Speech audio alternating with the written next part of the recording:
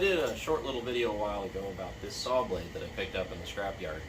So I was down at the scrapyard the other day, and someone had thrown out a saw, a DeWalt saw, with this beauty still on it. This is a chop saw blade with diamond on the side.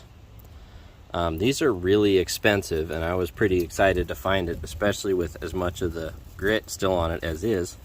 So I'm going to throw it in my little Hercules chop saw here and give it a try and see how good it is. And I wanted to follow up on it because people have been really interested in it. So I got this off a DeWalt saw that someone threw out.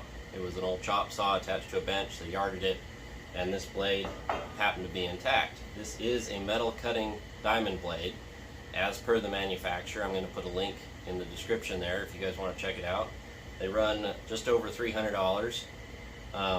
It was $3 for me, and so I figured I would try it out, do a review, test it, and I have been pretty impressed. I cut some very heavy tubing with it.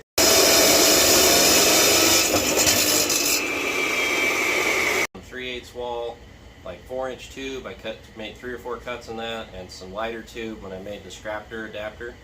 And then just now I fired it up again, chopped up some 3/8 by 3/8 square, and it walked through it like nothing doing.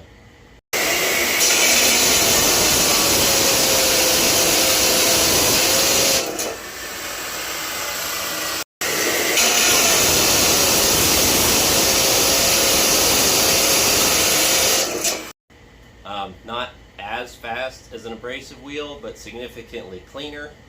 There's none of the fiberglass and stuff floating around. So all in all, I'd say it's probably,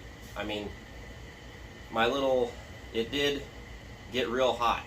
This little saw, it just wasn't quite enough to hack it. I had to go back and take the brushes out, and they were kind of messed up, and then the comb had kind of moved a little bit, so I had to turn the comb smooth and polish it back up to get it to work again. So I'm not going to be able to go as hot and heavy on this little Harbor Freight saw, but if you had a pretty good size chop saw or something with a little bit, maybe 20 amps, something pretty good, I think this would be a great deal.